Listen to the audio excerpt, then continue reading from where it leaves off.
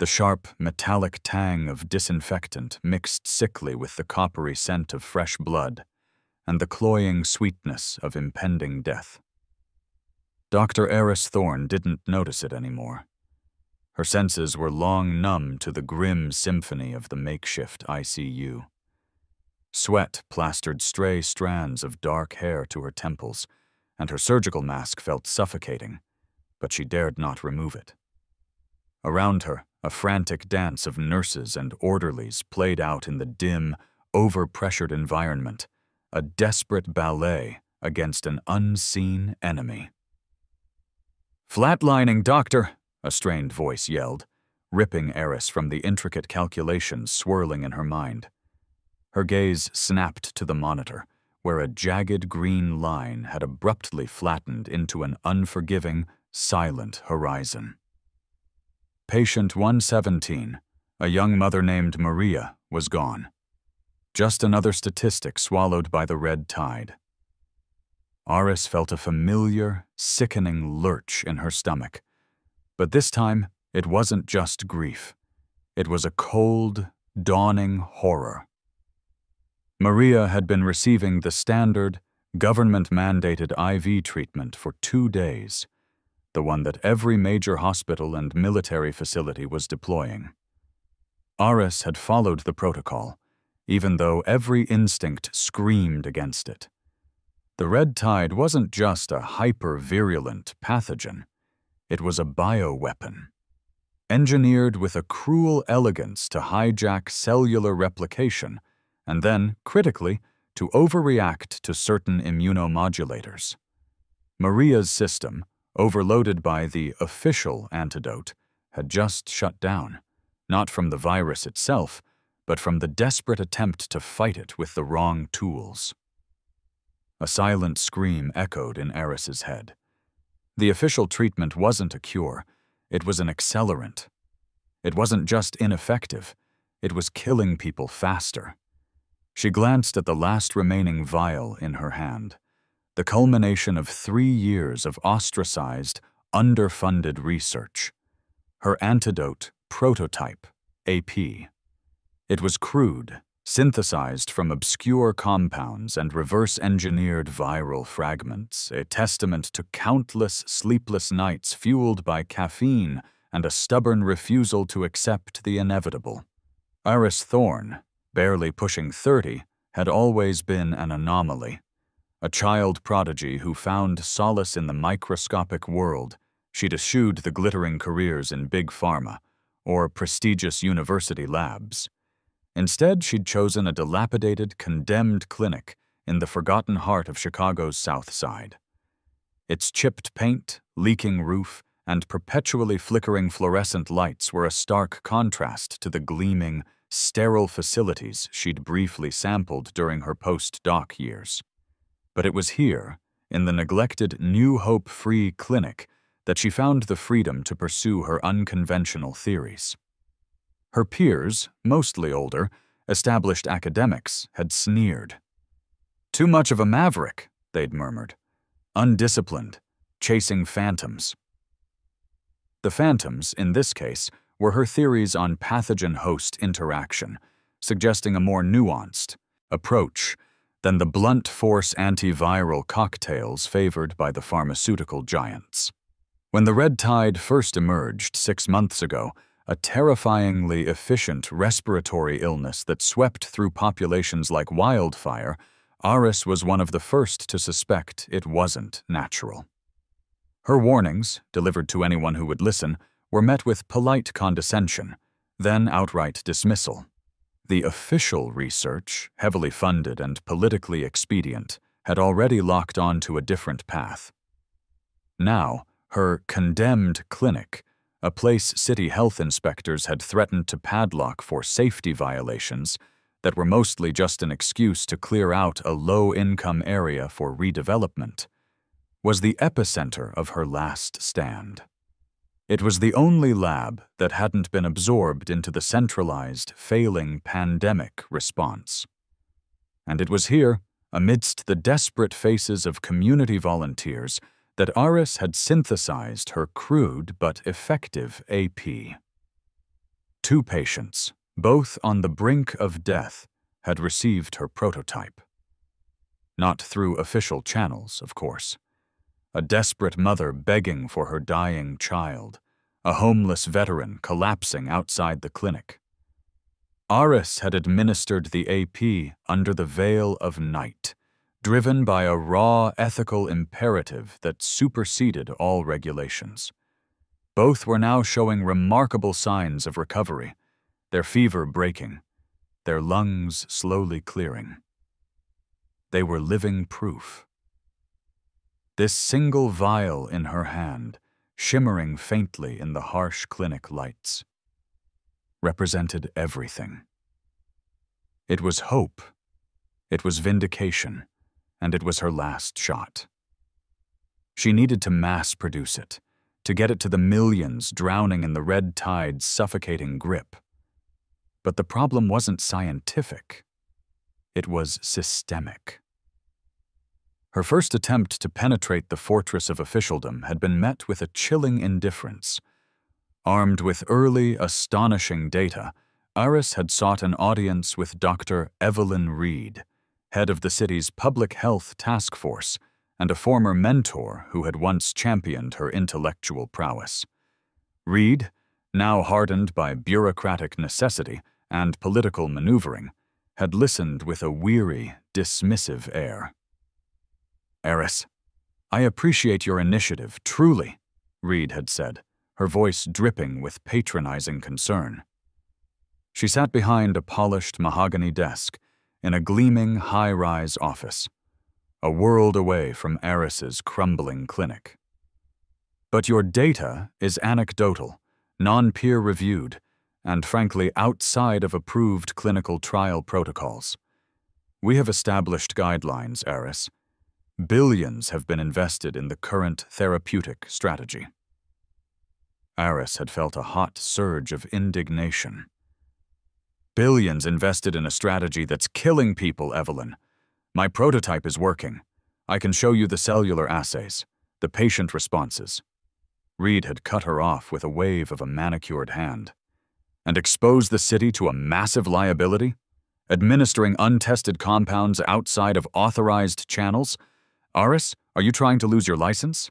Because that's precisely what you're risking. We need unity, not rogue experiments, especially not from someone who refuses to integrate with the official response."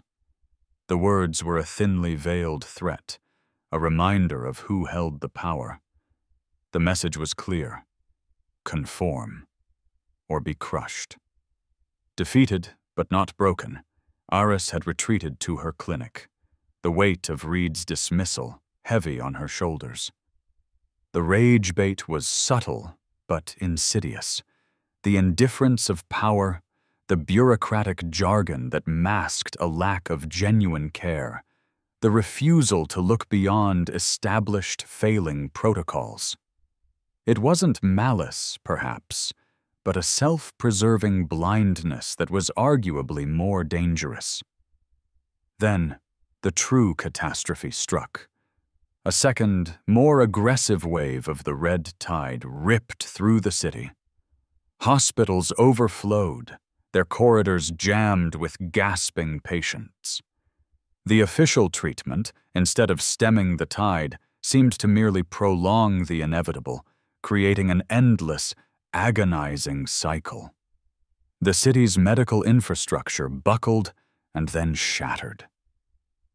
Morgues were overwhelmed. The grim reality began to sink in for even the most optimistic officials. They were losing. News channels, usually eager to trumpet government successes, now showed chilling footage of body bags piling up, of desperate families banging on locked hospital doors. The federal government, scrambling to control the narrative and stem the panic, announced a drastic measure: the deployment of the USNS Comfort, a Navy hospital ship, to the nearest major port. It was a floating city of medical aid, a symbol of hope in a collapsing world. For Aris, it wasn't just a symbol. It was a lifeline. a glimmer of possibility in the crushing darkness. A chance, however slim, to bypass the suffocating bureaucracy of the city and get her antidote to where it could do the most good. The ship would operate under different rules, different chains of command. Maybe, just maybe, the military, facing a crisis of this magnitude, would be more open to unconventional solutions. She looked down at the last vial in her hand, then at the two recovering patients sleeping peacefully in their makeshift beds. She had to try. This wasn't just about her research anymore. It was about every person dying in pain, every family ripped apart by a disease that could be stopped. The clinic might be condemned, her license might be on the line, but Eris Thorne had a working antidote, and she wasn't going to let it die in a forgotten lab. The USNS Comfort was her target, and she would move heaven and earth to reach it. Aris surveyed her transport options. Her beat-up sedan was useless. The vials needed consistent, specific cooling. Her eyes landed on the clinic's sole functional vehicle, a decommissioned meatpacking truck, affectionately nicknamed the Iceberg by the volunteers. It was a lumbering, temperamental beast with a refrigeration unit that groaned like a dying mammoth, but critically still worked. She loaded her cargo, a portable lab kit, 3 years of physical research binders, and carefully nested in a custom-built cryogenic case, the single precious vial of antidote prototype. This wasn't just a sample. It was the living proof. The perfect synthesis she might not be able to replicate under duress. To lose it would be to lose everything. The journey began in the dead of the Chicago night. The city was silent. An eerie, terrifying hush punctuated only by the distant, rhythmic wail of sirens. A sound that had become the red tide's macabre heartbeat. The streets, usually choked with traffic, were empty, reflecting the state-enforced soft lockdown. Aris drove on pure adrenaline, her eyes scanning constantly for checkpoints or patrols. The USNS Comfort was docked 20 miles away at the Navy Pier, transformed from a tourist destination into a militarized medical zone. The first checkpoint arrived 10 miles in. It wasn't a standard traffic stop. It was a wall of concrete barricades manned by a skeletal crew of National Guardsmen and 2 tired-looking CPD officers. Aris slowed the groaning Iceberg to a halt. A tall, unsmiling CPD officer, Sergeant Ken Davies, approached her window. His face was a mask of exhaustion and barely contained aggression. He didn't look at her. He looked through her, as if she were just another piece of unwelcome debris on the road. "Papers! Purpose of travel!" Davies barked, shining his high-beam flashlight directly into her face, forcing her to squint. Aris handed over her hastily prepared documentation. Her virologist ID, her technically voided clinic permit, and a sealed envelope containing a summary of her AP data addressed to the Navy CMO. "I am Dr. Eris Thorne. I have critical, time-sensitive medical supplies for the USNS Comfort." She kept her voice level, professional, fighting the urge to plead. Davies didn't even open the CMO envelope. He flipped through her IDs, his heavy finger tracing the New Hope Free Clinic logo with obvious disdain. "New Hope? That place got shut down, right? Health code violations. This vehicle is a refrigerated commercial truck, and you are operating it without a commercial license. Sergeant, please. This is an emergency. This truck is carrying the only known viable treatment for the red tide. It has to get to the Comfort tonight." Davies let out a short, humorless laugh that scratched at the empty silence. He leaned closer to the window, his voice dropping to a low, mocking drawl. "Look, Doctor, everyone and their cousin has a cure right now. What you have is contraband, driven by an unlicensed civilian in a health code violation vehicle, attempting to breach a secure quarantine zone.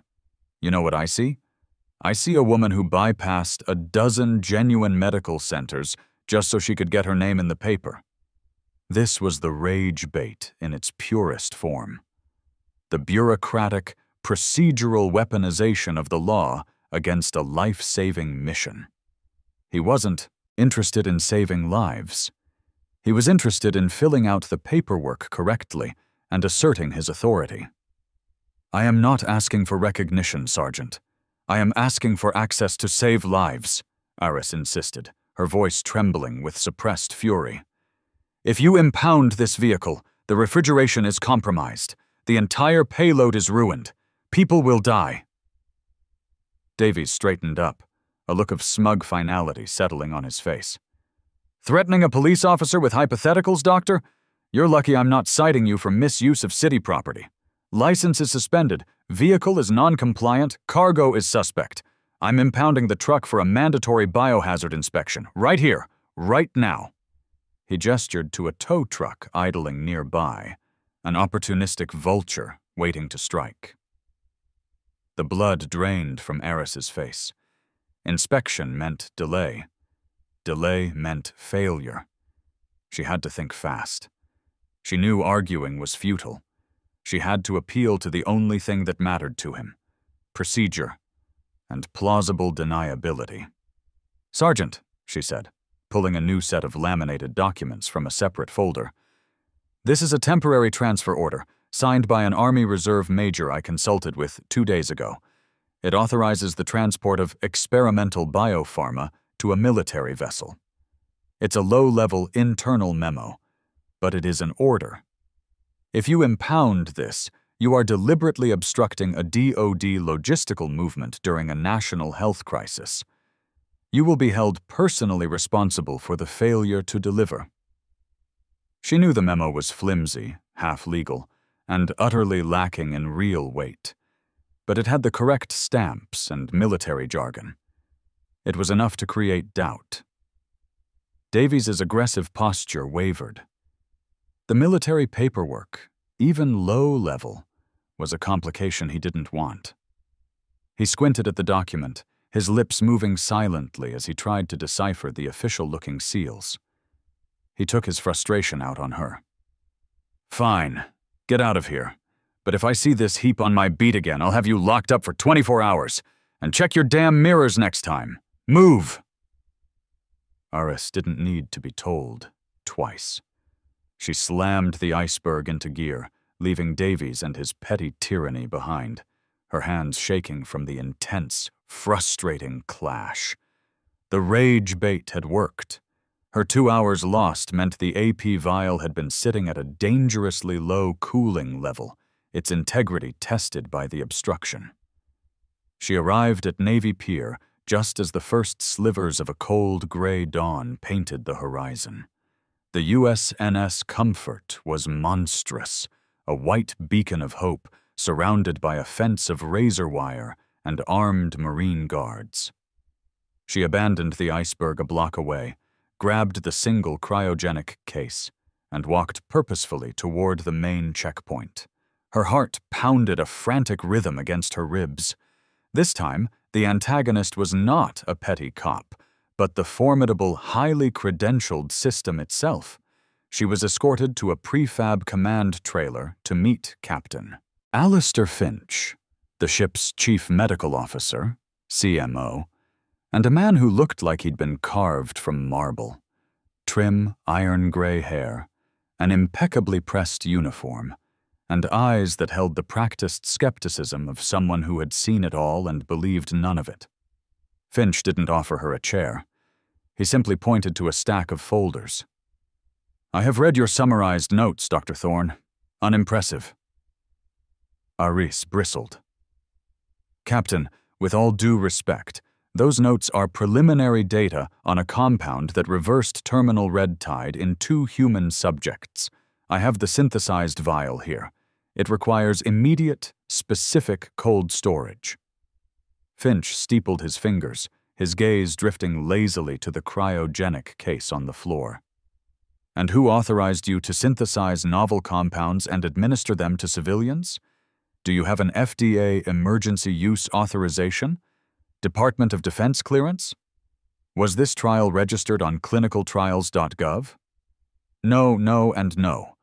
What you have here is, medically speaking, a random collection of chemicals in a vial, produced by a self-admitted, non-integrated civilian in a clinic that was recently condemned for unsanitary conditions."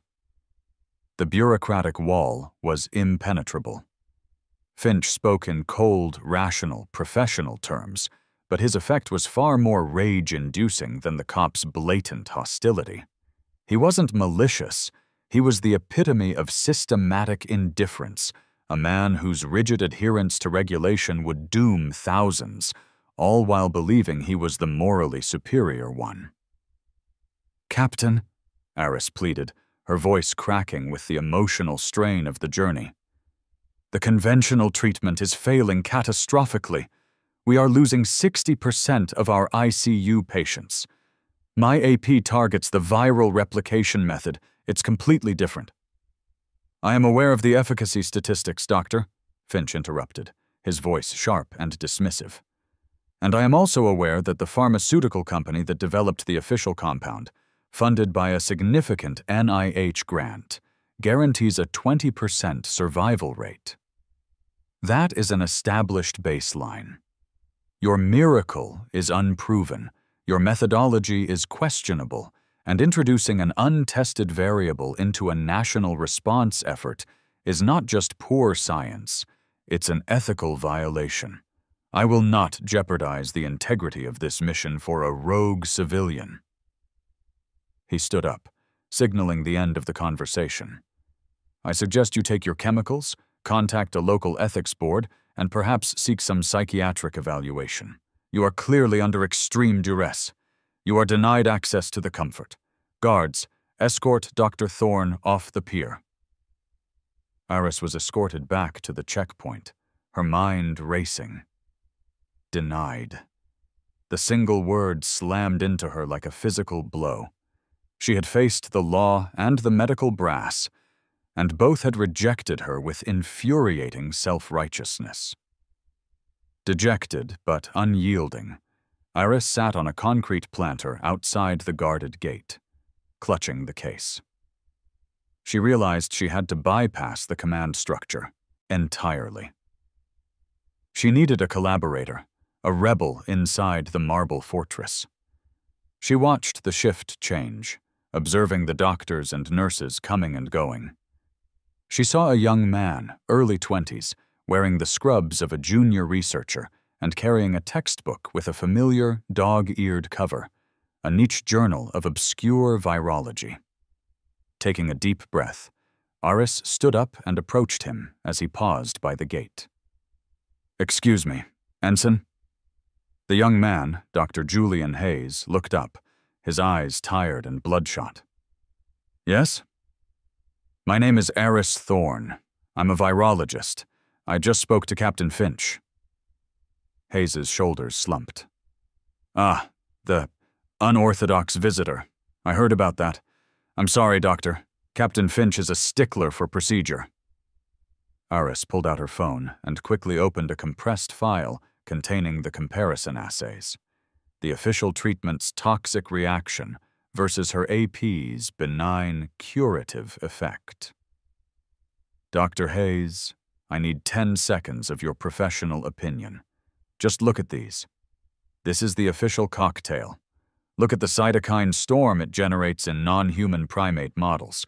And this is my AP. Look at the cellular stability." Hayes glanced at the phone, intending to dismiss her, but his eyes caught the distinct, horrifying pattern of the first assay. He was a scientist, and the visual evidence, even compressed on a small screen, was chillingly familiar. He had seen that exact cytotoxic profile in his own failed lab work on the ship. "Wait a minute," he muttered, his exhaustion momentarily forgotten. He grabbed a small disposable scanner from his bag. "I don't believe this. Where did you get a compound that achieves this level of stabilization? Eris leaned in, her voice low and urgent. I synthesized it. And I have the last vial. They won't let me or my research on the ship. They called it unauthorized chemicals. If you believe this, Julian, you have to help me. Get this case inside. Get it to a biosafety level 2 lab. Run the full assay yourself. Hayes looked from the screen to the imposing bulk of the comfort, then back to Aris's desperate, honest eyes. He had been drowning in despair, running the same failing tests, watching patients die by the dozen. He hated the CMO's rigidity. He believed her. I can't take the case. Too big. Too obvious, Hayes whispered. But the data, and a small sample. Do you have a secondary container? Eris, ever prepared, unzipped her jacket and pulled a tiny, perfectly insulated microvial from an inner pocket. She carefully unsealed the cryogenic case, the cold rush of vapor stinging her eyes. With painstaking precision, she used a pipette to draw a minuscule but potent amount of the AP and transfer it to the microvial. She then slid her flash drive, containing all the raw data, into the tiny side pocket of his textbook. Run the full panel, she urged. And if you get the results I promise, don't go to Finch. Find his second-in-command or an admiral, someone who cares more about the outcome than the protocol. Hayes nodded, his face grim with the weight of his sudden conspiracy. I'll do it. Get away from the pier now, Doctor. If they see us talking... He turned to leave, but Eris stopped him. Julian, the full vial. The source material is in here. If anything happens to your sample, this is the only remaining primary synthesis. I can't let them seize it. Then find an access point, a maintenance tunnel.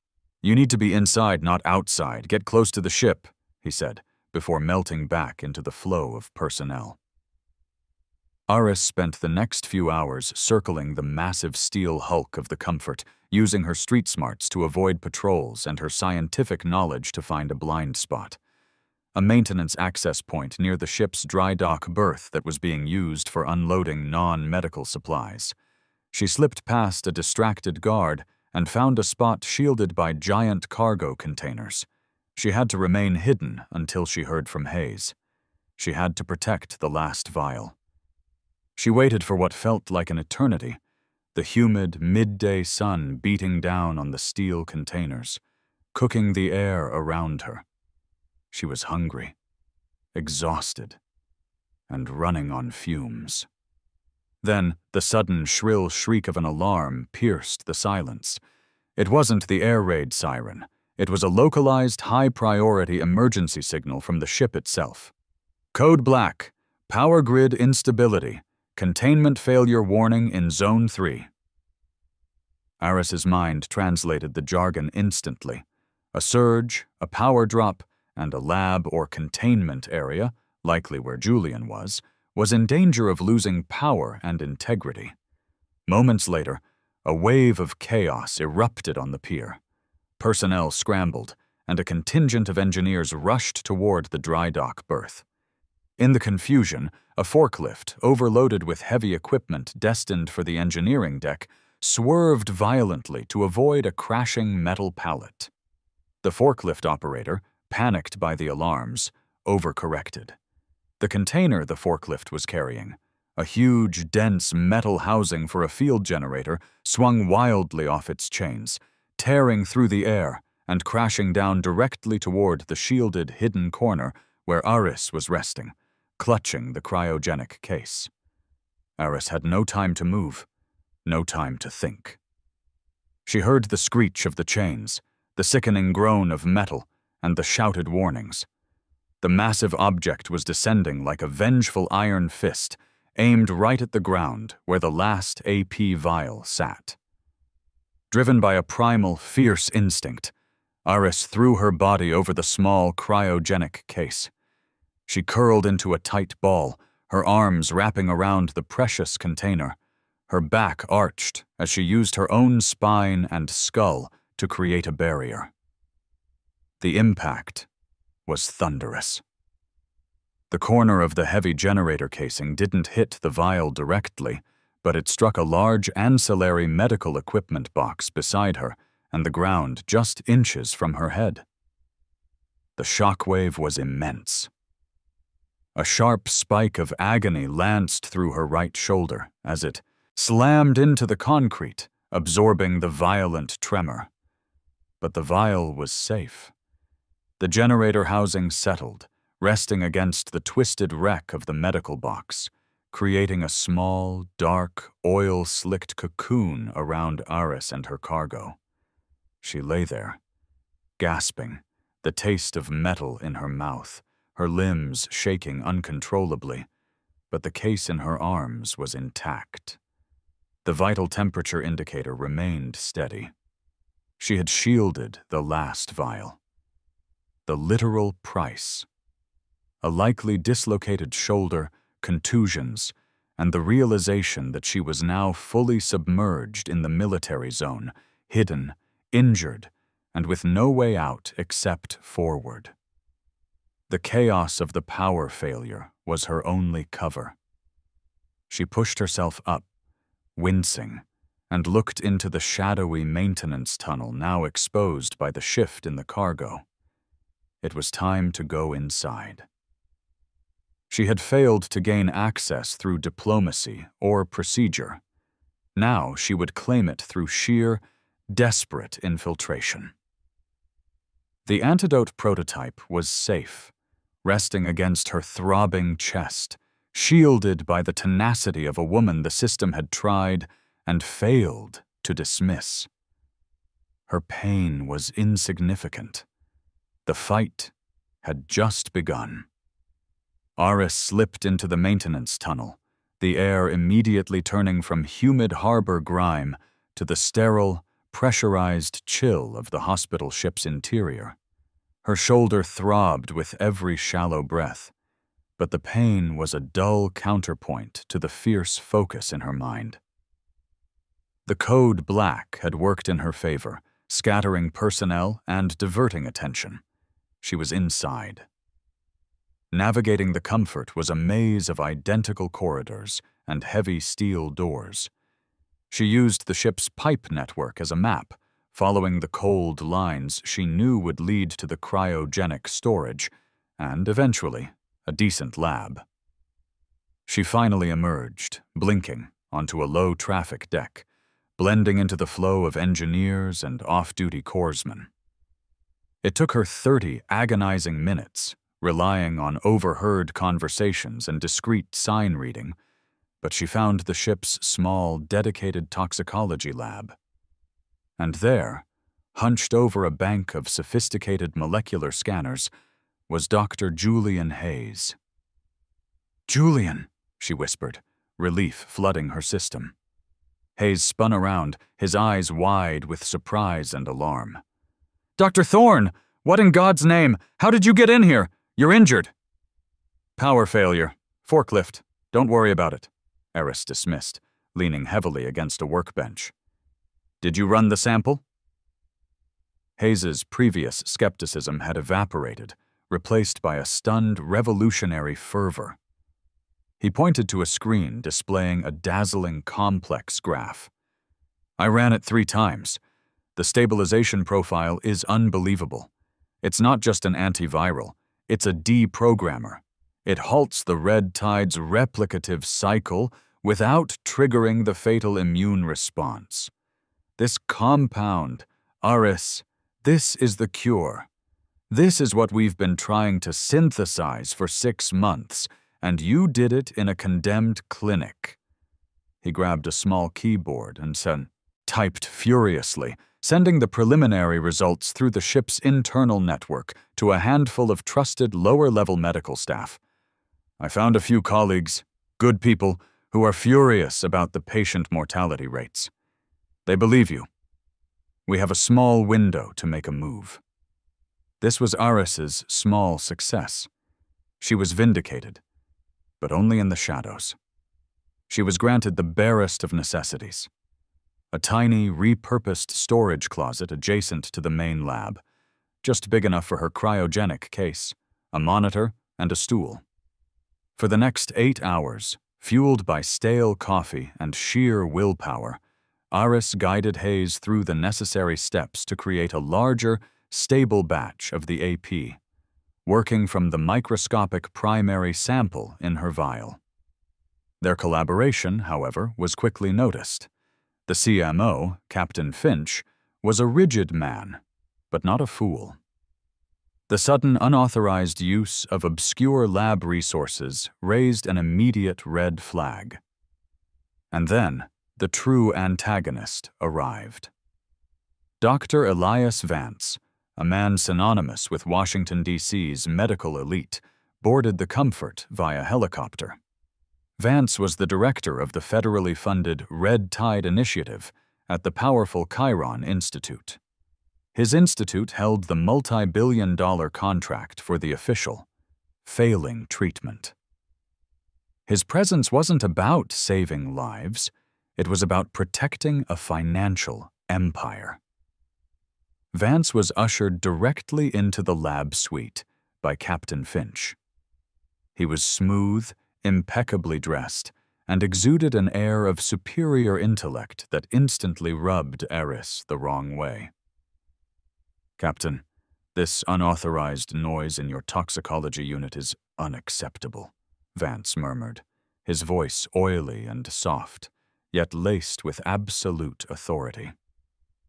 He glanced at Eris's makeshift closet lab, his lips curling into a practiced superior smirk. "And who is this rather distressed civilian operating outside of protocol?"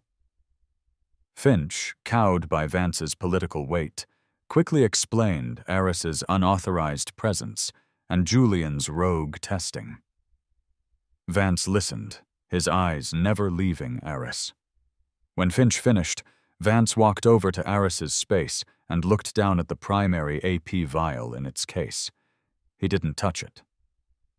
"Dr. Thorne," Vance said, his tone shifting from casual dismissal to sharp, cold challenge. "I am aware of your fringe work, and while I appreciate the spirit of independent research, we are talking about a national crisis. This ship is operating under strict NIH and DoD guidelines. Your anecdotal, non-GLP compliant compound cannot and will not be introduced into the patient population." Aris met his gaze, refusing to be intimidated. "Dr. Vance, your approved compound is causing adverse systemic shutdown in a majority of late-stage patients. My compound is a viable alternative. I have the data, and if Julian can finish production, we can save the Admiral." Vance stopped short. "The Admiral? What are you talking about?" Finch interjected, his voice tight. "Sir, Admiral Hayes, no relation, is being airlifted here tonight. A priority 1 patient. Terminal red tide." Vance's eyes narrowed, connecting the dots instantly. If Eris's compound cured the Admiral, a high-profile, undeniable success, his billions in funding for the Chiron treatment would vanish, his reputation would be destroyed, and his institute would be ruined. This was the core rage bait. Vance wasn't fighting the disease. He was fighting the cure to preserve his own power and profit. "This is unconscionable," Vance declared, his voice rising in manufactured outrage. "Captain Finch, this Dr. Thorne is not only unlicensed to operate on a military vessel, but she is attempting to introduce a potentially dangerous contaminant into a priority environment. This is systemic sabotage." He pulled out his phone and made a pointed, loud call to a contact in Washington, dropping phrases like unauthorized biosecurity risk and potential contamination. Within the hour, the full force of the system came down. Vance, through his powerful connections, managed to secure an order. Eris's makeshift lab was seized and sealed. Finch, citing the need for biosecurity and chain of custody integrity, ordered Eris confined to a small, isolated cabin under guard. "Your research is now government property, Dr. Thorne," Finch stated stiffly. "It will be subject to a rigorous, multi-week analysis by Dr. Vance's team. Until then, you will remain here." Eris was furious, the frustration burning in her chest. They hadn't just stopped her. They had stolen her only working sample and handed it to her corporate rival. In her cabin, Eris realized her tactical error. She had focused on the science and neglected the politics. Vance and Finch weren't villains in a movie. They were pillars of a system that prioritized procedure and profit over desperate, effective innovation. The true rage bait was realizing that the cure was available, yet systematically withheld by those who stood to lose the most from its success. But Eris was not defeated. She was a fighter who worked best when cornered. In her isolation, she had one tool left, her small satellite phone, smuggled in a shoe lining. She managed to contact her scrappy network of civilian volunteers and a few trusted, marginalized virology colleagues. She couldn't send the full data. The ship's jamming protocols were too strong, but she could send an urgent, coded message. A molecular fingerprint of the AP's structure and the critical stabilization data. She hit send, knowing it was a long shot, hoping her external network could start raising alarms based on the molecular data alone. The transmission was instantly jammed. A security officer burst into her cabin. "What was that? Did you attempt external communication, Doctor?" Eris feigned ignorance. "I was just checking the time. My watch died." The guard, suspicious, confiscated her phone. Eris slumped back, defeated. The system had closed every door. Her external effort was blocked. Her internal support, Julian, was now under intense scrutiny. Her lab was sealed. That evening, the ship buzzed with anticipation and dread. Admiral Robert E. Hayes, no relation to Julian, was arriving. He was a symbol of resilience, and his illness had paralyzed the high command. Vance, now operating in the seized lab, was performing a show of rigorous analysis, ensuring his team could find a reason to dismiss Eris's AP. He was buying time, waiting for the Admiral to inevitably decline under the failing official treatment. Eris, locked in her cabin, felt a wave of crushing despair. She had come so close. She had risked everything. And now, the Admiral, and countless others, would die because a powerful man needed to protect his grant money. But then, a small miracle. Dr. Julian Hayes, looking pale and terrified, slipped a note under her cabin door during a shift change. A. The CMO ordered the lab sealed, but Vance is running a decontamination cycle on the AP sample. I checked the logs. He's not decontaminating. He's autoclaving it, trying to destroy the viability before anyone can run a proper comparison. Admiral arriving at 2300. Vance wasn't just stalling. He was engaging in deliberate criminal destruction of the cure. The rage bait peaked. Eris's decision was instantaneous. There was no time for procedure, no time for rules. If the vial was destroyed, the fight was over. The only way to save the AP and the Admiral was to take it back and administer it immediately. Using a rusty piece of metal she'd discreetly pulled from a loose floor panel in her confinement, Eris managed to partially disable the magnetic lock on her cabin door. The guard was making his rounds. At 2250, As the helicopter carrying the Admiral announced its imminent landing, providing a perfect distraction of noise and focused activity, Aris forced the jammed door open. Her injured shoulder screamed in protest, but she ignored it. She moved through the shadowed corridors like a ghost, racing against the clock and the thundering beat of her own anxiety. She reached the sealed lab suite. The door was locked with a temporary electronic keypad Vance had installed. Eris didn't hesitate. She used the sharp metal shard to pry open the outer panel of the keypad box, exposing the circuit board. She found the low-voltage sensor wire, and remembering a trick from a forgotten physics class, created a quick, sharp short circuit using the metal and a drop of water from a nearby condensation pipe.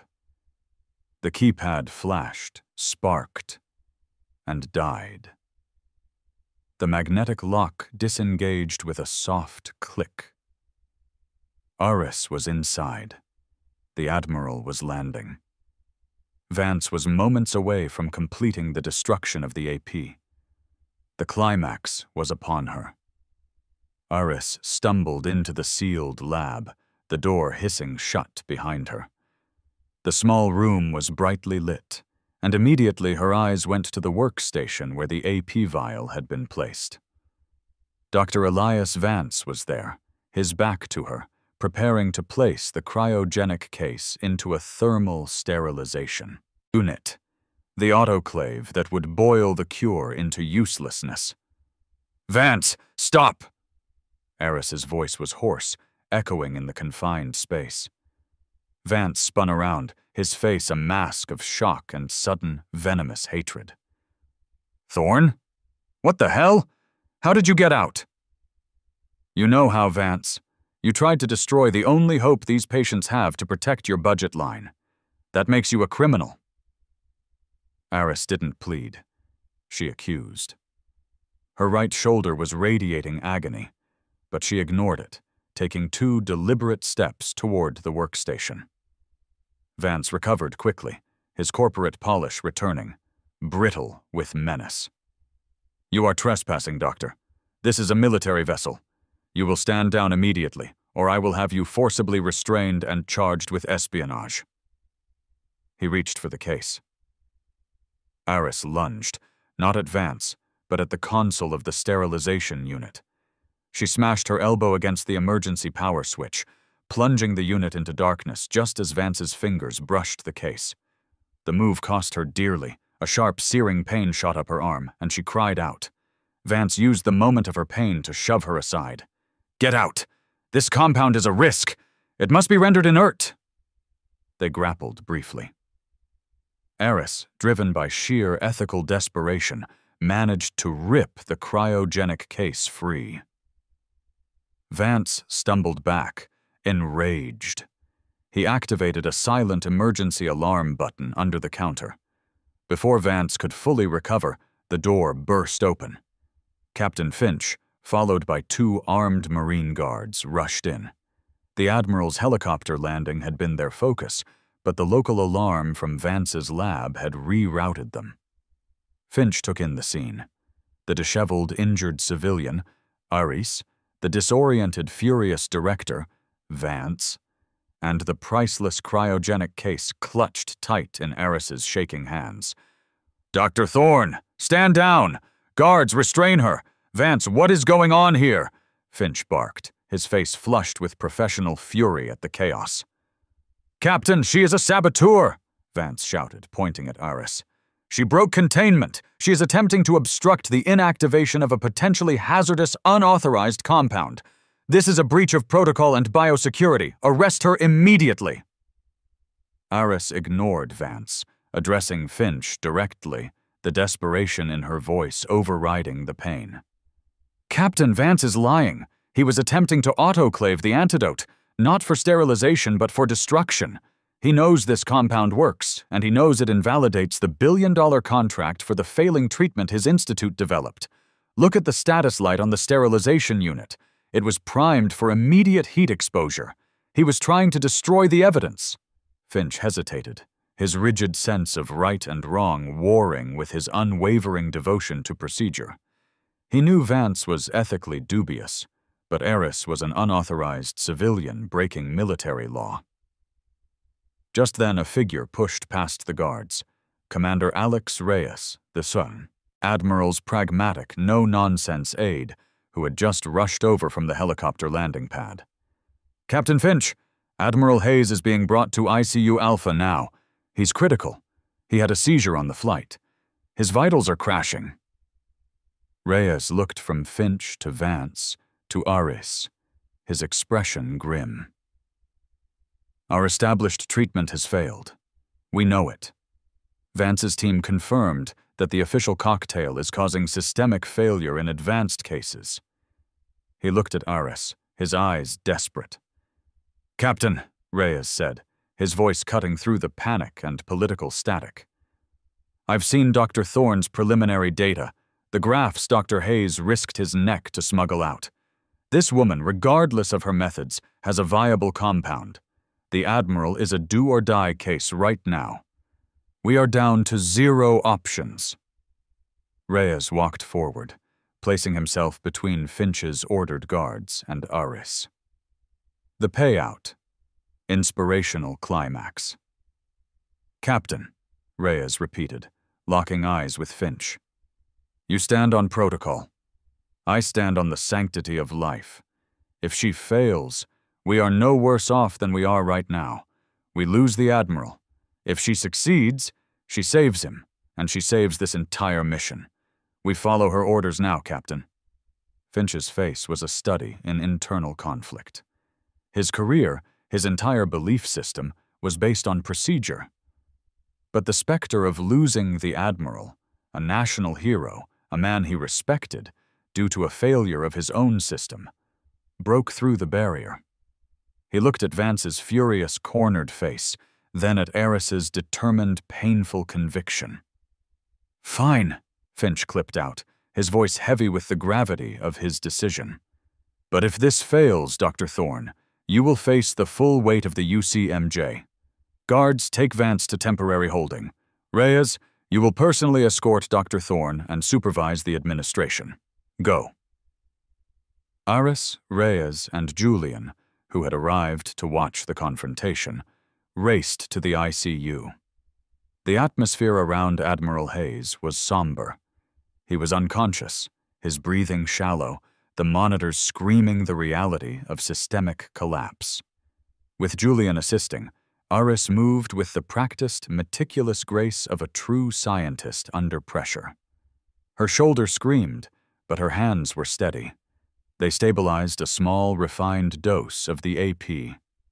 Ignoring the horrified, accusatory stares of the established medical team, Aris administered the dose intravenously. Dramatic tension. The next hour was a grueling eternity. The monitors showed no immediate change, then a brief, terrifying spike in heart rate. Vance, having been released on his own recognizance, politics still held sway, stood outside the ICU window, smugly anticipating failure. Then, slowly, miraculously, the jagged, chaotic line on the monitor smoothed out. The fever, which had been spiking dangerously, began a steady, undeniable descent. After 90 minutes, Admiral Hayes's eyes fluttered open. He looked up at the ceiling, then coughed weakly. What was that?" he whispered, his voice thin, but lucid. A collective gasp went through the room. Vance's face, pressed against the glass, drained of color. The Admiral, an hour later, was sitting up, asking for water and a full briefing. He was stable. He was alive. Aris's antidote prototype had worked. Vindication was absolute. The next day. The news of Admiral Hayes's miraculous recovery from the incurable red tide leaked faster than any security breach. The official narrative, the failing treatment, the corporate sabotage, the lone scientist working in a condemned clinic, was a scandal of monumental proportions. Eris, her shoulder now in a proper brace, was debriefed not by the CMO, but by a contingent of high-level Washington officials who had flown in overnight.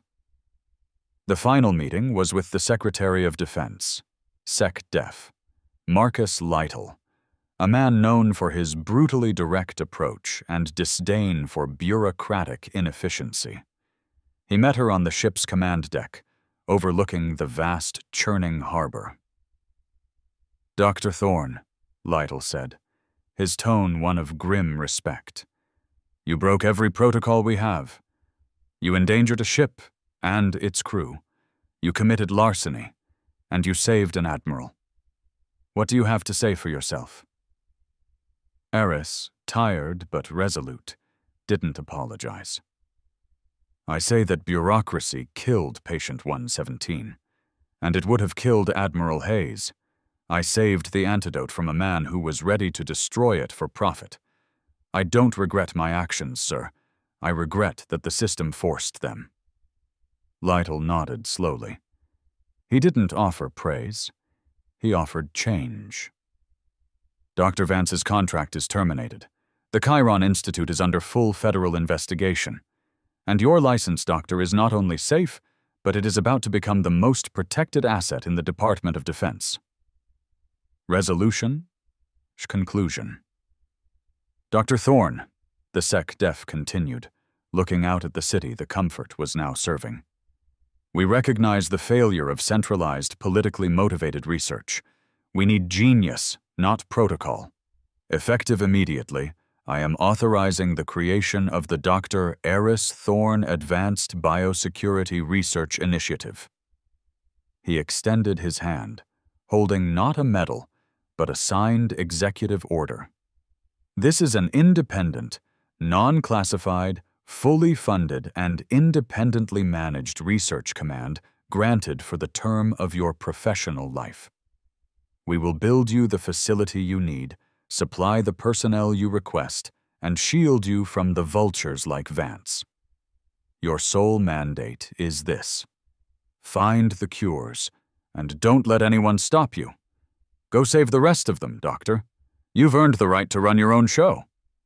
Eris looked from the SecDef's serious face down to the order, feeling the immense, sudden weight of victory. She hadn't just won the battle for the Admiral. She had, through tenacity, rage, and sheer willpower, forced the most powerful bureaucracy in the world to create a space for pure, unfettered science. She hadn't just saved lives, she had vindicated innovation. She stood on the deck, the morning sun finally rising fully over the city skyline. Now a little brighter, a little less terrifying. The last vial, now secure in a new, official cryogenic unit, was already being prepared for mass production. Eris Thorne, the rogue doctor from the condemned clinic, was no longer an outcast. She was the future.